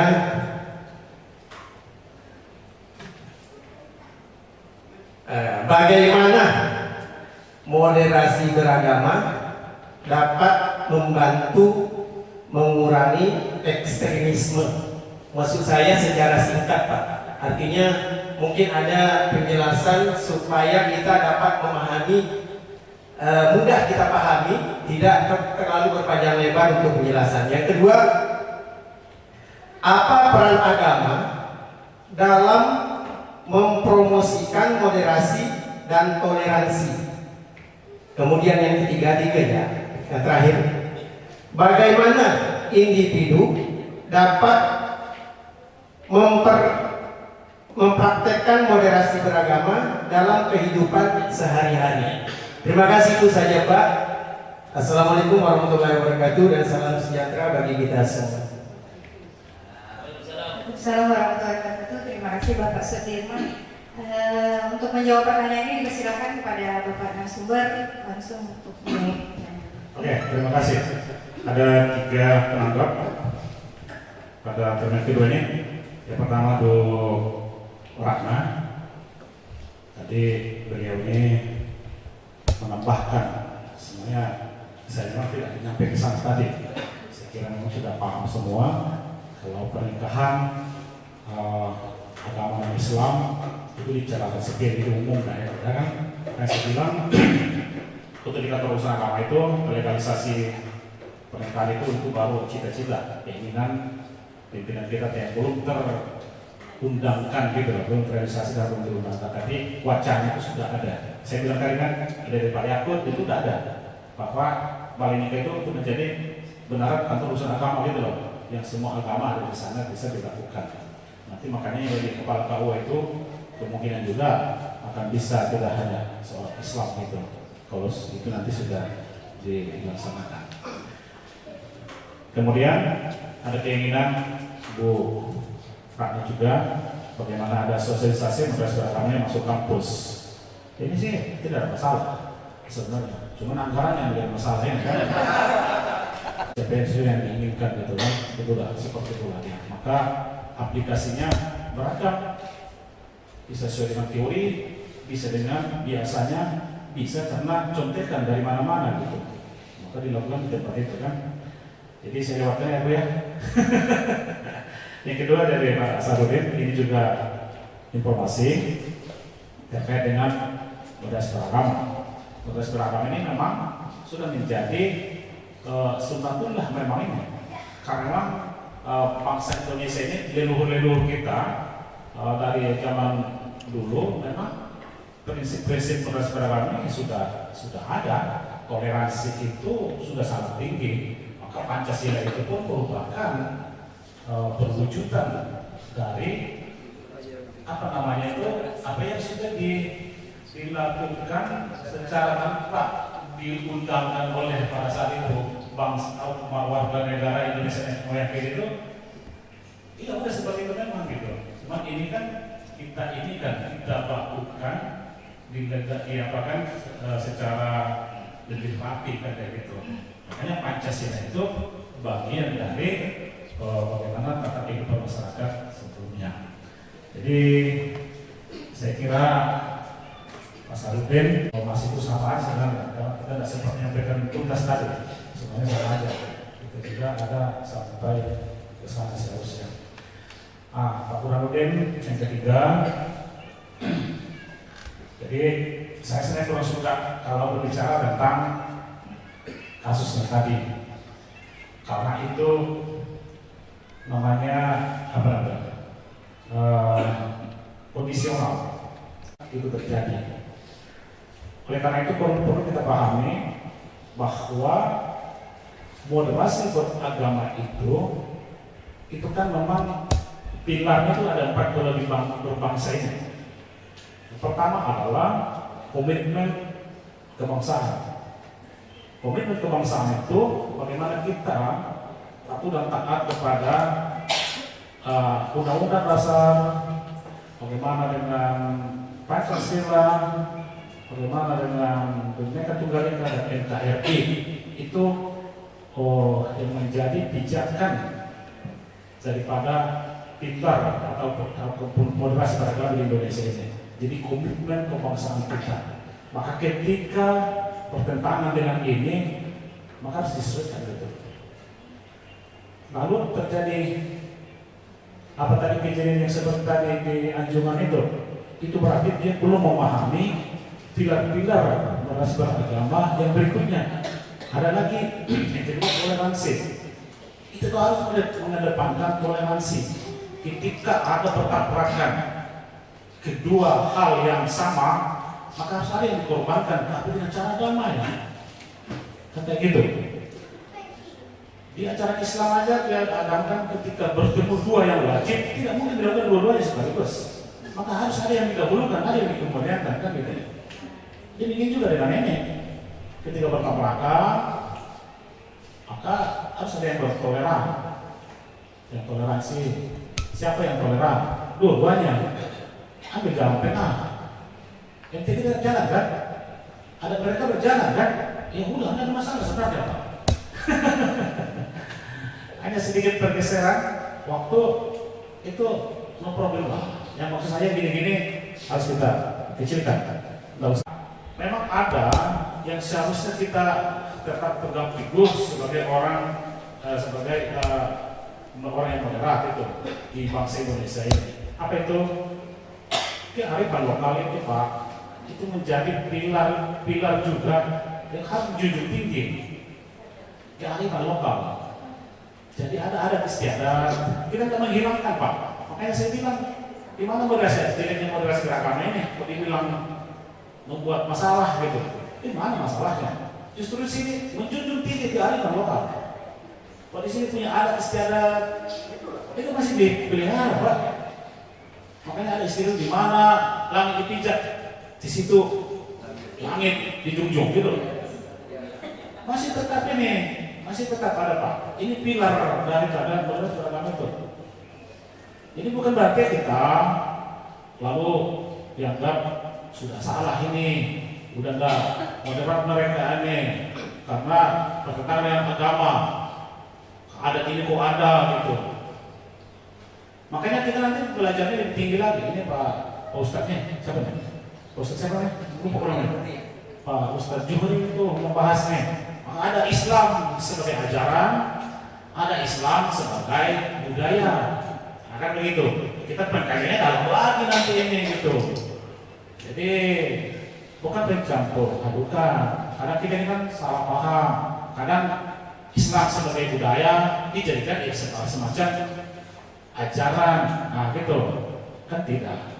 Tapi ini tidak mungkin dipolemik bisa dijelaskan ini kan, nah kan gitu. Tapi yang pasti ini perlu pemahaman seperti itu Pak. Jadi kita jangan terlalu pandangan kita itu lurus doang gitu. Pilar moderasi beragama itu adalah anti kekerasan. Jadi sudah sangat bagus lah ketika konsep ini disampaikan.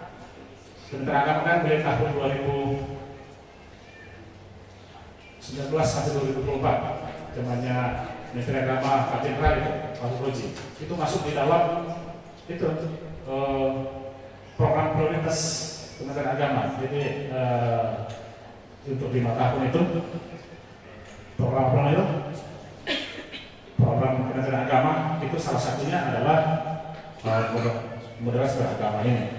Kemudian di Jalan Pak Yakub masih dilanjutkan dan sekarang pun masih dikuatkan, ditingkatkan malam jadi kerukunan umat beragama.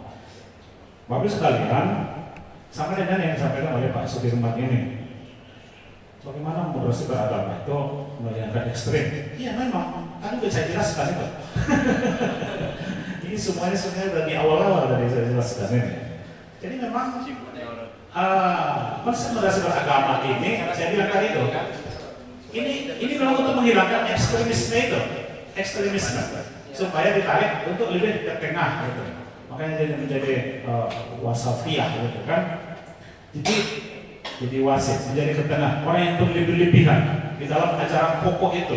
Ajaran menjadi ajaran itu yang berlebihan pemahaman dan aplikasinya. Nah, bukan masalah benar hak, bukan, saya ulangi lagi, ini bukan masalah hak yang batil gitu, bukan. Tapi sikap, bukan ajarannya yang batil ataupun masalah benar gitu, tidak.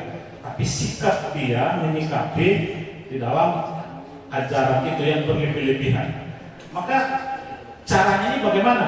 Kita harus meningkatkan rasa toleran yang tinggi di dalam diri kita. Artinya kebenaran itu jangan diklaim milik kita seorang. Ketika kita mengklaim bahwa kebenaran itu hanya milik kita, ini yang disebut dengan eksklusif itu. Ketika berbeda dianggap lawan. Ketika berbeda dengan keyakinan kita dianggap musuh. Loh, mau gimana? Mau perbedaan itu diciptakan Tuhan kok? Ya kan? Anugerah. Tidak ada yang sama di dunia ini, apalagi manusia. Unik sekali. Kembar agam, kembar identik, tapi tidak identik itu. Carilah anak kembar yang identik, sama enggak? Tidak, pasti ada bedanya. Kelihatan dari jauh, iya. Itu tidak. Gitu.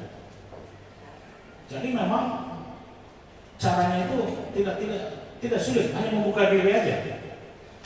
Membuka diri untuk bisa menerima perbedaan. Itu aja. Jadi bahasa Pak Jenderal itu jangan mengukur baju untuk orang yang badan sendiri, itu tidak cocok. Tak ada maksudnya. Ya kan? Jangan mengukur baju untuk orang yang badan kita gitu. Tidak cocok nanti. Jadi begini, ketika kita melakukan sesuatu itu belum tentu orang lain cocok sebenarnya. Terutama adat-adat itu atau lain-lain, belum tentu cocok dia, bukan setuju. Tapi dia toleran membuka diri dia untuk memberikan kebebasan kepada kita, betul tak? Nanti suatu saat dia juga melakukan yang sama, yang belum tentu kita setuju dengan apa yang dia lakukan itu, apalagi keyakinan, tidak. Tapi kita bebaskan dia. Ini namanya toleransi yang kita buka. Jadi membuka dada kita selebar-lebarnya untuk bisa menerima perbedaan itu, Pak. Karena perbedaan adalah anugerah. Itu aja rumusnya itu. Rumusnya di situ. Bisa menerima perbedaan. Ketika kita tidak bisa menerima perbedaan, ya berarti kebenaran itu milik kita sendiri. Itu kan tadi yang saya bilang muncul panitia itu, panitia surga dan neraka itu. Berani dia menjustis orang-orang, gitu kan? Hanya dia yang masuk surga. Tiket udah diborong dia. Tinggal ekstra itu sedikit katanya. Lalu bagaimana peran agama dalam mempromosikan toleransi? Saya kira tadi Pak Burhan juga sudah menyampaikan itu termasuk di antaranya. Hukum didukung waliadin, laiko habidin, banyak sekali di Al-Quran itu yang menyebutkan jalan tengah tidak ada, gitu kan? Jadi sebenarnya agama tanpa kita sadari dengan secara konkret dia itu sebenarnya udah menyuruh kita di situ, ya kan? Jadi kamu tuh sudah, cuma kita sering karena tidak ada yang nyampein, ini agak pesan agama loh. Padahal sebenarnya kita tahu itu pesan agama, ya kan?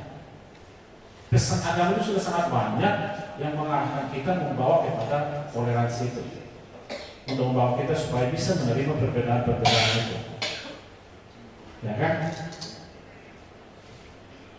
Kan Nabi Adam aja, anaknya lahir tidak pernah sama kok, tidak pernah sama, beda-beda. Itu enggak. Dan hidup ini diciptakan berpasang-pasang, ada siang, ada malam, berbeda itu. Ada laki-laki, ada perempuan. Warnanya beda, ada putih, ada hitam. Selalu berbeda-beda.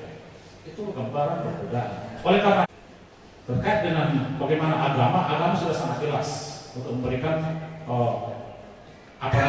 konsep-konsep supaya kita menjadi orang-orang yang toleran di dalam melaksanakan atau menjalani kehidupan ini.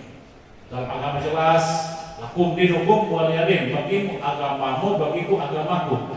Jadi itu jelas itu, toleran banget itu. Laksanakanlah ajaran agamamu, saya laksanakan ajaran agama saya. Itu sangat mantap, benar itu untuk promosi itu. Hal yang demikian itu maka aman sebenarnya. Maka tidak ada yang olok-olok dengan gerakan-gerakan ritual. Kan gitu. Kalau sudah dia memulai dari konsep itu. Lalu bagaimana dengan apa tadi yang ketiga itu? Bagaimana dengan saya bisa baca tulisan saya. Bagaimana individu dapat bagaimana ya individu ini supaya bisa menjadi orang yang moderat. Ya, lagi-lagi sama, kembali kita di atas tadi itu. Maka menjadilah individu-individu yang bisa menerima perbedaan. Jadilah individu-individu yang tidak bersikap ataupun kalau dia kelompok jangan yang bersikap eksklusif. Eksklusif itu tidak menerima saran-saran dari orang lain, tidak bisa menerima pendapat-pendapat dari orang lain. Kebenaran itu hanya milik dia dan kelompoknya. Gitu. Ketika tidak sesuai dengan dirinya dan kelompoknya, maka orang itu pasti salah. Nah, kalau kita orang yang moderat, kebenaran itu tidak bisa menjadi milik pribadi kita. Orang lain juga punya pendapat, orang lain juga punya kebenaran, betul, ya kan? Nah, kayak gitu. Jadi sebenarnya ini intinya adalah menata diri kita bisa menerima perbedaan. Itu intinya sebenarnya. Warahmatullahi wabarakatuh. Selamat siang dan salam sejahtera untuk kita semua. Pak Kepala Kemenang yang kami hormati, Bapak, Ibu, peserta dialog yang kami hormati. Alhamdulillah, terima kasih. Jadi saya Mas Anda sudah kenal semua mungkin. Selaku Ketua Komisi di Kabupaten Bawah ini. Jadi memang secara tersurat itu kerjasama dengan penghulu itu belum ada. Selama ini padahal kami selalu sosialisasi tentang moderasi beragama ini setiap tahun itu semua kantor di KUA itu semua. Kadang-kadang memang ada penjuru yang hadir, atau ada tokoh-tokoh masyarakat agama saja yang hadir. Gitu.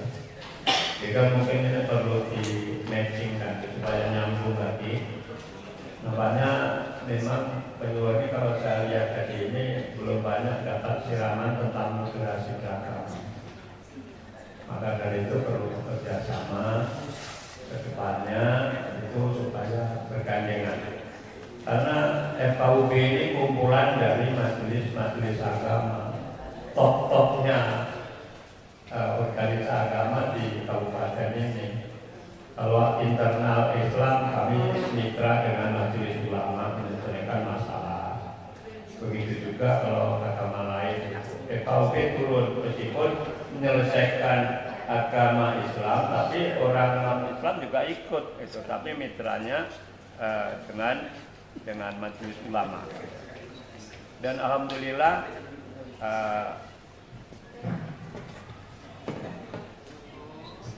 kita berbuat selama ini juga menghasilkan sesuatu yang indah.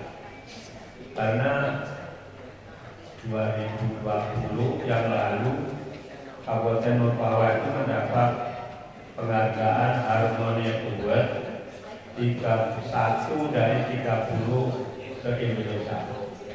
Satu-satunya dari 14 kabupaten di Kalimantan Barat. Itu ada kita dapati di Harmony Award menang pusat gitu ya. Ini kan 6 agama dan semua agama punya kitab suci masing-masing. Maka dari 4 poin pilar kerukunan beragama kita berikan landasan dari kitab suci masing-masing sehingga kuat gitu. Ya, termasuk tadi itu katakanlah komitmen kebangsaan. Itu kalau di alam Islam kan ada itu, meskipun itu itu bukan hadis tapi kan kubul baton minal iman. Kita jabarkan kemudian dengan ayat Al-Qur'annya gitu. Kami sudah minta tafsir itu untuk kita jadikan buku. Nanti juga kami minta Kristen umpamanya dari kitabnya sucinya, dari Katolik juga gitu. Akhirnya kita jadi buku panduan. Ya memang kalau lakum dinukum bariatin tadi itu jangan usah dibaca. Tapi kalau dalam muamalah kan ada lakum dinukum bariatin. Iya. Ya kan, begitu kan? Nah, karena kita berdagang, kerja sama. Jadi itu Pak. Jadi saya udah menyusun, tapi tadi kendalanya juga. Kayaknya kita dana. Kebetulan kalau hibah itu harus dipakai sesuai dengan apa yang tertulis di program. Nah, kalau tidak itu dilanjut, tidak bisa. Ini Pak, untuk ke depan mudah-mudahan mungkin kalau Kementerian Agama seperti dulu lah P4 itu kan ada panduannya itu sesuai agama Islam, sesuai agama apa gitu kan. Jadi ini mudah-mudahan kami ingin nanti selalu kerjasama karena induknya agama-agama itu ngumpul di FKUB gitu ya. Jadi penyuluh ini kan dari apa itu kan tetap kerjasama dengan majelis agamanya masing-masing. Itu tidak mungkin Pak, tambahan saya ngomongnya ke depan. Nah, kalau bisa ini diusulkan panduan itu nanti menjawab ini bagaimana melaksanakan gitu sehari-hari. Terima kasih. Assalamualaikum warahmatullahi wabarakatuh. Waalaikumsalam warahmatullahi wabarakatuh. Untuk Adil Katalino Pelacuran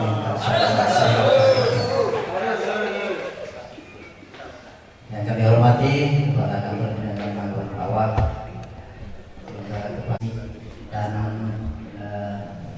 teman-teman saya kepala KWA, kemudian rekan penyuluh yang saya banggakan. Terima kasih Pak, saya mengapresiasi kegiatan ini. Cuman perlu pada panitia. Jadi mungkin kita perlu kolaborasi lagi Pak, lebih jauh. Karena yang namanya dialog di kerukunan ini tentu melibatkan semua stakeholder. Jadi kalau bisa kespangpol dari hari di sini, kemudian diserahkan di sini. Kenapa? Karena di sini juga ada FKUB. FKUB ini di bawah pembinaannya berada di Kementerian Agama, tapi pembiayaannya ada di Pemda. Kan gitu. Jadi mungkin begini Pak, maksud beliau ini selain penyuluh, mungkin beliau juga bisa tak untuk ngajar sebagai guru di situ. Karena mengingat mungkin guru tadi itu tidak ada kan ya. Guru agama itu tidak ada kan itu. Jadi sehingga belajar kepada agama lain. Nah itu yang pertama. Yang kedua Pak, jadi saya juga terima kasih kepada orang korban agama, meskipun pendanaannya tiada, tapi supportnya tinggi. Kita beri apresiasi Pak. Karena ada program di sana kolaborasi dengan KUA se-Kabupaten Pawak, jadi turun menyampaikan tentang kerukunan beragama. Ya, kita juga mengumpulkanlah di sana tokoh-tokoh yang bisa untuk mensukseskan tersebut. Luar biasa saya. Cuma ada kekurangannya tadi itu. Karena di sini kiranya ada kesbangkul, kemudian ada kisrah. Mungkin kita bisa untuk mengajukan, memperkuat daripada pembiayaan kegiatan tersebut. Kenapa? Juga kasihan kita Pak, kasihan. Ini sesuatu apa? Kemudian Pak, untuk ke depannya evaluasi buat panitia juga.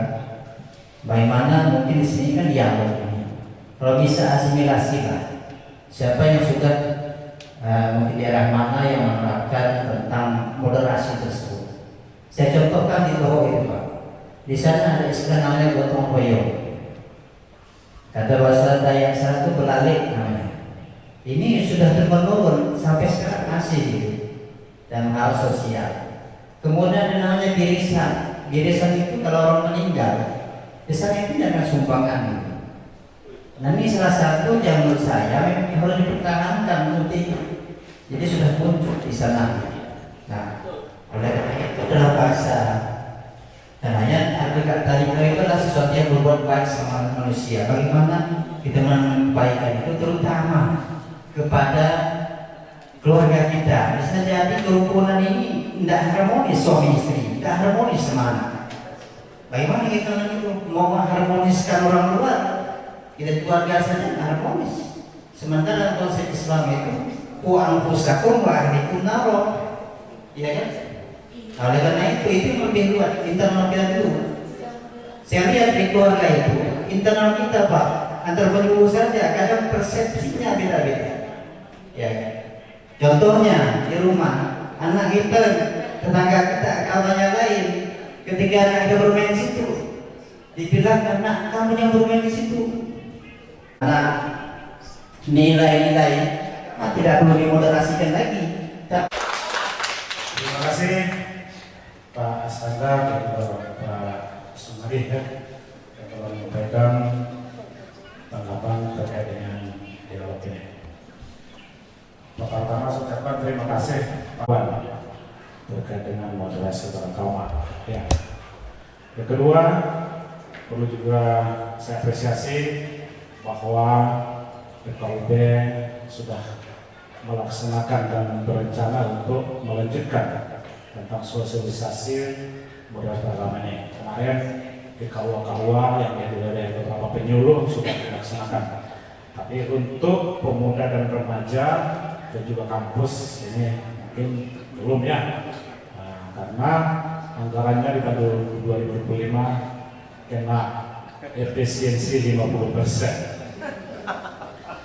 Jadi itu kebijakan Pak Prabowo, kalau mau marah.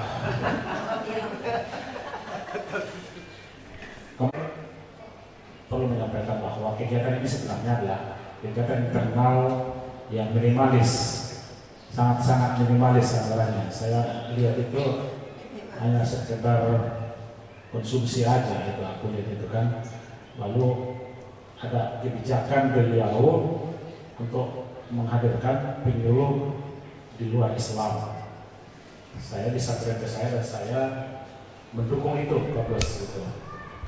Maka tidak mengundang narasumber tambahan selain saya memang di sini. Karena memang ini awalnya internal Islam aja kan. Kenapa tidak undang? Karena ada duitnya. Takut nanti yang diundang itu pun tidak ada ya, kan tidak nyaman.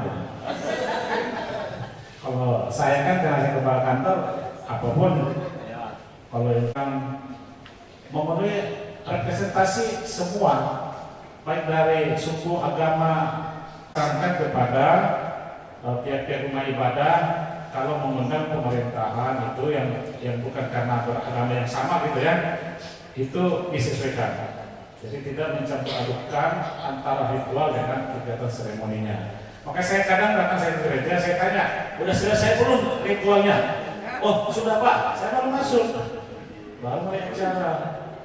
Tapi Pak masih ritual. Saya awal saya datang, saya nggak usah dulu masuk, karena itu udah merusak saya gitu. Karena keyakinan saya kan, kan kayak gitu. Jangan salah pelintir ya omongan saya ini ya, nanti dipelintir lagi, salah paham gitu. Ya, ini kan karena ini pelintir-pelintirnya. Kira ini dulu yang bisa kita sampaikan pada hari ini. Mudah-mudahan ada manfaat oleh kita dan bisa kita aplikasikan di dalam kehidupan kita sehari-hari. Mulai dari diri sendiri, mulai dari sekarang dan termasuk keluarganya. Maka semuanya perlu berjamaah. Wabillahi taufiq wal hidayah. Wassalamualaikum warahmatullahi wabarakatuh. Salam, Om Swastiastu, Namo Buddhaya, salam kebajikan. Selamat siang dan salam sejahtera untuk kita semuanya. Selamat siang. Terima kasih saya sampaikan kepada Bapak narasumber yang sangat luar biasa pada siang hari ini, yang sangat menginspirasi kita dalam menyampaikan materi tentang moderasi beragama. Sedikit saya simpulkan tentang kegiatan kita hari ini. Yang pertama, yaitu moderasi beragama harus menjadi arah utama dalam setiap dakwah dan pembinaan keagamaan di Kabupaten Mempawah.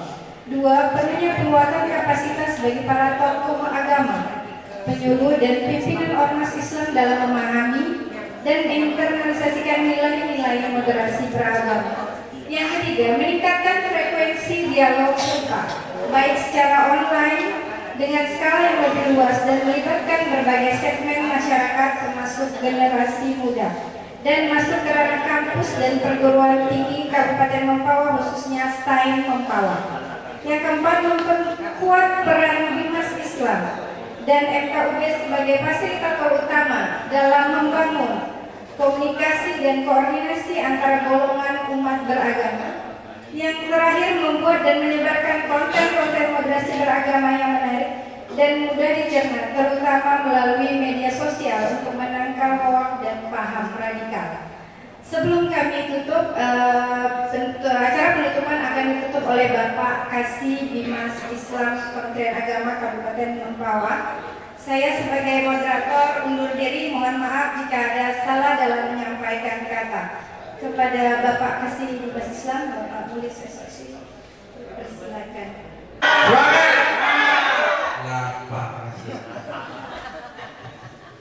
Baik, Bapak Ibu hadirin sekalian yang kami hormati, demikian tadi telah kita dengarkan paparan, kemudian juga pertanyaan dan tanya jawab dalam dialog kita siang hari ini. Alhamdulillah beliau lancar. Kami yakin ini rasa kurang, karena Pak ini memang saya bilang sudah minta satu orang satu pertanyaan, tak berapa penting enggak ada enggak ada. Tapi yakinlah barangkali walaupun tidak semuanya sudah mewakili pertanyaan kawan-kawan sekalian. Kalau nak bertanya lagi langsung nanti ke narasumber secara pribadi kalau berani lah.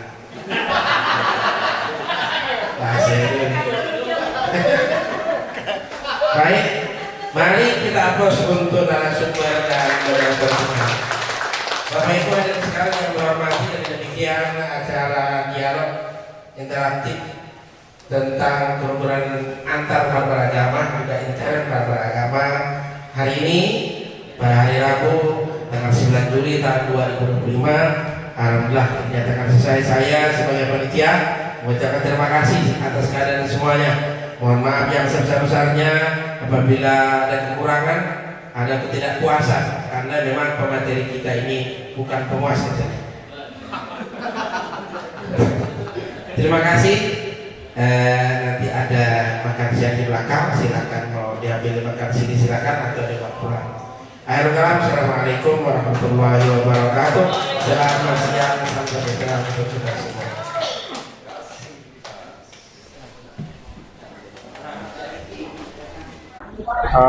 Pada hari ini tanggal 9 Juli tahun 2025, Kantor Kementerian Agama Kabupaten Mempawah telah melaksanakan sebuah kegiatan yaitu dialog kerukunan umat beragama. Kebetulan dalam kegiatan ini telah diikuti atau dihadiri oleh unsur-unsur semua agama yang ada di Kabupaten Mempawah ini. Saya tentunya merasa bangga dan mengucapkan terima kasih bahwa kegiatan ini terlaksana dengan baik, karena memang sebuah dialog, apalagi forum-forum kerukunan umat beragama itu sangat penting untuk kita lakukan sesering mungkin, karena dialog itu kita punya kesempatan untuk saling mendengarkan, saling memahami, sehingga kita perbedaan-perbedaan yang ada itu bukan untuk mempersamakan, tapi bagaimana perbedaan-perbedaan yang ada itu dalam berbagai perbedaan, apakah suku, agama, ras, bahasa, dan adat istiadat itu bisa menjadi penguat ataupun perekat dalam perbedaan itu. Sehingga saya sering mengatakan bahwa dengan terwujudnya kerukunan dan kedamaian itu merupakan dasar ataupun sesuatu yang pokok untuk bisa terciptanya atau terlaksananya pembangunan, baik pembangunan yang sudah direncanakan oleh pemerintah maupun pembangunan yang sudah direncanakan oleh komunitas-komunitas tertentu untuk menciptakan kebaikan, kemajuan dan kesuksesan khususnya di wilayah Kabupaten Mempawah ini. Sekali lagi saya mengucapkan terima kasih dan menyampaikan apresiasi kepada Seksi Bimas Islam yang telah melaksanakan kegiatan ini dengan mengundang seluruh penyuluh dari berbagai agama dan juga dari forum kerukunan umat beragama. Terima kasih. Jadi kegiatan seperti ini perlu ditingkatkan frekuensinya karena memang selama ini masih banyak yang belum tersentuh, terutama di generasi muda nih, Gen Z,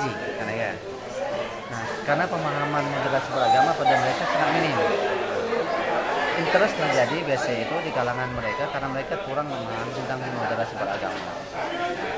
Sehingga kedepannya jangkauan lebih luas, tidak hanya di kalangan orang-orang tua, tapi juga kalangan generasi muda lebih intens lagi, sehingga mereka lebih memahami arti moderasi beragama, yang mana manfaatnya nanti akan mereka rasakan setelah mereka nanti berinteraksi dengan yang lain, dengan agama lain, dengan ras dan suku yang lain, yang lebih terjalin komunikasi yang baik.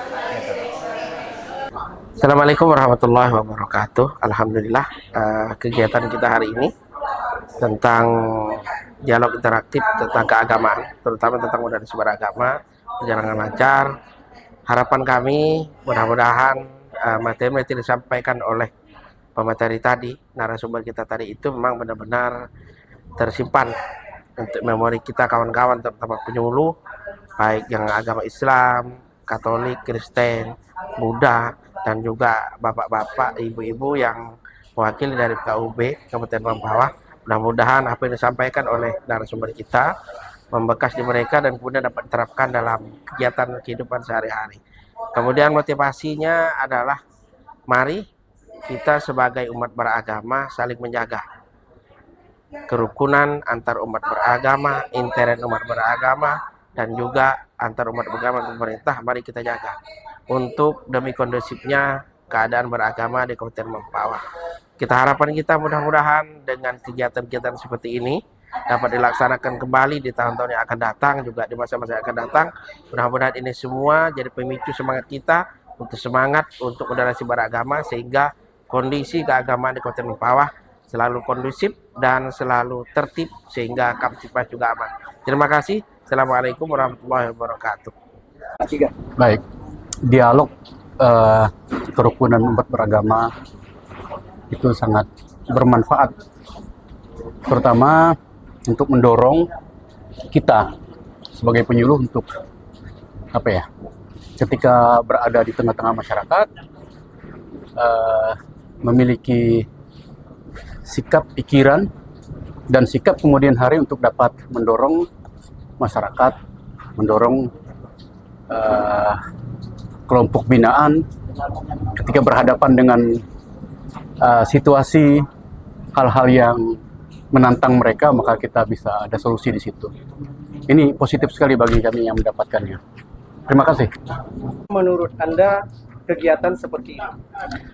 Yang jelas saya sebagai Ketua IPARI saya mendukung kegiatan seperti ini dan harus sering dilaksanakan sebagai program mandatori dari Menteri Agama yang sampai hari ini masih kita sampaikan, dan saya juga menyambut baik apa yang sudah disampaikan tadi.